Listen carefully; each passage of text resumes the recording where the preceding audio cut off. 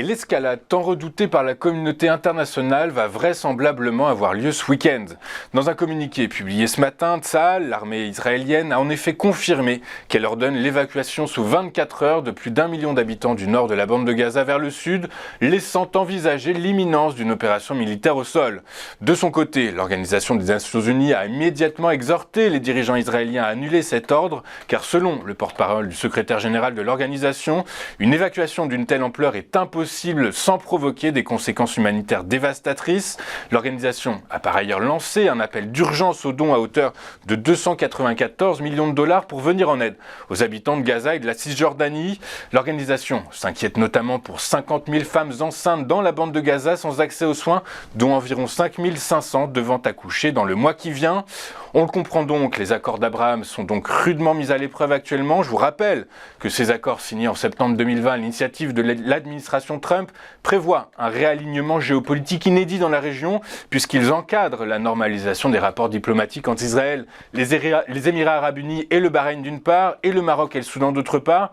Mais c'est l'Iran qui est désormais au centre de toutes les attentions car le pays soutient sans réserve les actions du Hamas même si les dirigeants iraniens ont précisé ne pas être impliqués dans les attaques lancées samedi dernier. Rappelons que le ministre des Affaires étrangères iranien a répété hier que les alliés régionaux de l'Iran, à savoir la Syrie, le Hezbollah, le Hamas et d'autres groupes pourraient réagir en cas d'escalade de l'offensive israélienne à Gaza. Enfin, rappelons que le bilan humain de ce conflit est déjà lourd puisqu'il a déjà fait 1200 morts côté israélien et 1500 côté palestinien.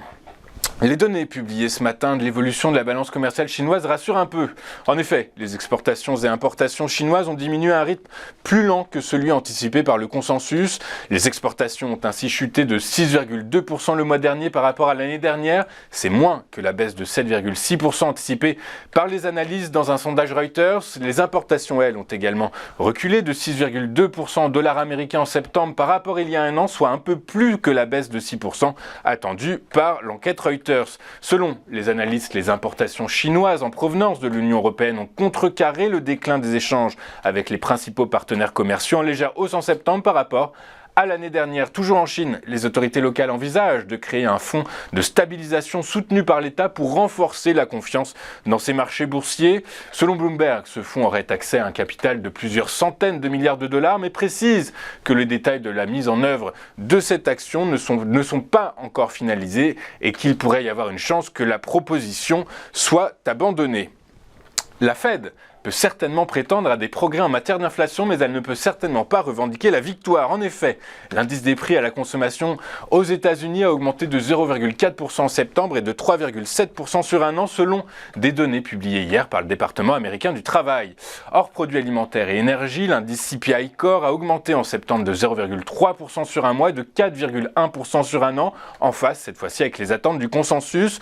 Conformément aux tendances précédentes, la composante logement a été le principal vecteur de hausse. En effet, l'indice du logement qui représente environ un tiers de la pondération de l'IPC a accéléré de 0,6% sur le mois et de 7,2% en glissement annuel. Toujours selon le département américain du travail et cette fois-ci sur une base mensuelle, le logement a représenté plus de la moitié de la hausse de l'indice des prix à la consommation. Enfin, les prix des services, considérés comme un élément clé de l'orientation à long terme de l'inflation, ont également enregistré un gain de 0,6% hors services énergétiques et de 5,7% sur 12 mois. Notons pour finir que le salaire horaire n'a augmenté que de 0,2% en septembre et de 4,2% en glissement annuel, un niveau en ligne avec une inflation à 2% selon les économistes. Je vous rappelle que tout au long de cette semaine, plusieurs responsables de la Fed ont déclaré que la hausse des taux longs américains pourrait rendre inutile un nouveau resserrement de la politique monétaire. Quant au marché financier, il n'évalue désormais qu'à une faible probabilité que la Banque centrale vente en faveur d'une hausse avant la fin de l'année. Et selon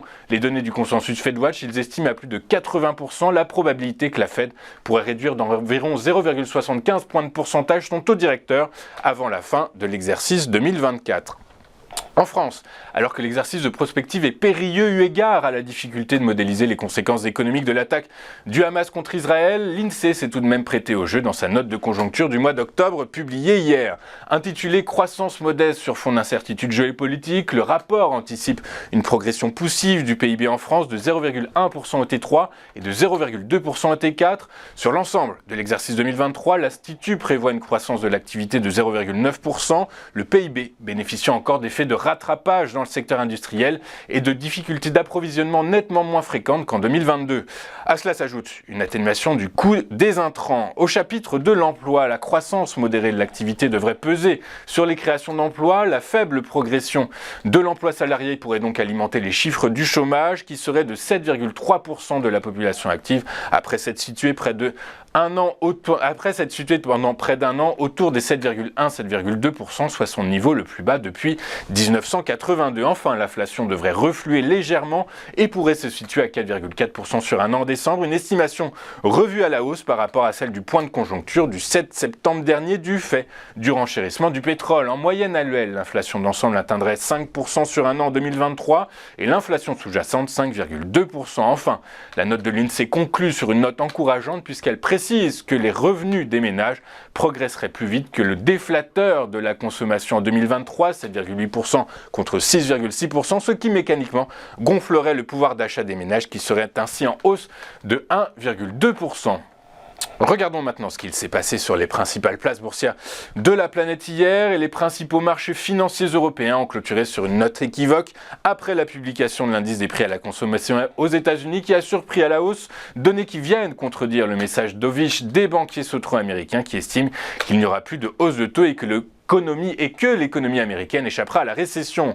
À Paris, le CAC 40 a reculé de 0,37% à 7104 points, alors que le DAX a lui cédé 0,23% à 15 425 points. Le FTSE a lui gagné 0,32% à 7644 points, bien aidé par un rapport de l'Office des statistiques nationales qui a indiqué que le produit intérieur brut britannique a augmenté de 0,2% en août en séquentiel, après une contraction de 0,6% en juillet.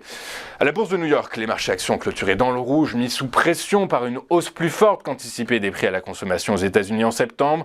Par ailleurs, le rebond des taux souverains US n'a pas plaidé en faveur des actions américaines. Le Dow Jones a reculé de 0,51% à 33 631 points. Le S&P 500 a cédé 0,62% à 4 349 points. Enfin, le Nasdaq Composite a lui abandonné 0,63% à 13 574 points.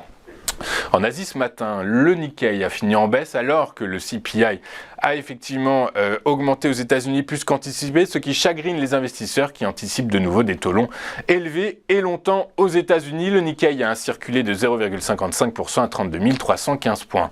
À Paris, alors que le SBF a reculé de 0,34%, Ubisoft a navigué à contre-courant de la tendance d'hier en France puisque le titre bénéficie d'une bonne note pour son dernier jeu vidéo Assassin's Creed, la franchise phare de l'éditeur jeu vidéo. Le titre de l'éditeur de jeu s'est adjugé 6,51% à 28,64 €. A l'inverse, Orpea ferme la marche après son repli de 11,72% à 1,29 €. L'action a été vendue par les investisseurs après que le groupe a averti que son EBITDA 2023 avant loyer ressortirait dans le bas de sa fourchette d'objectifs. Toujours au sujet d'Orpea, qui va faire face à de nombreuses augmentations de capital dilutives pour les actionnaires, eh bien le groupe a tenu à préciser que la valeur unitaire théorique de ses actions après ses opérations d'ingénierie financière pourrait être inférieure à, tenez-vous bien, 2 centimes d'euros. Sur le marché des rendements obligataires, la résurgence des craintes à l'endroit de la hausse des prix à la consommation et à la production a favorisé la hausse des taux souverains de part et d'autre de l'Atlantique. À l'heure de la clôture des marchés à Paris, le trésorier à 10 ans prenait près de 6 points de base à 4,6533%, tandis que le taux à 2 ans avançait lui de plus de 7 points de base à 5,0792%. Dans la zone euro, le rendement du Bund à 10 ans a gagné plus de 6 points de base à 2,782%, tandis que celui à 2 ans s'est étoffé de 5,8 points de base à 3,158%.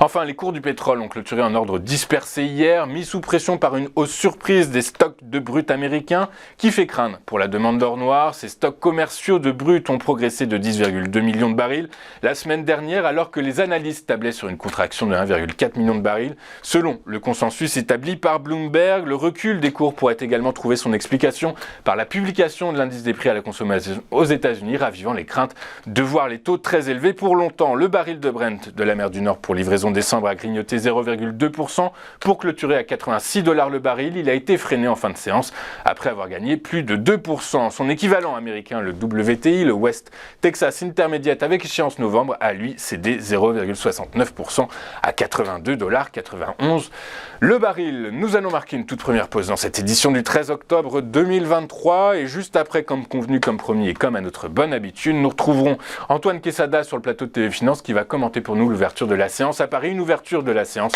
une ouverture attendue en baisse. A tout de suite.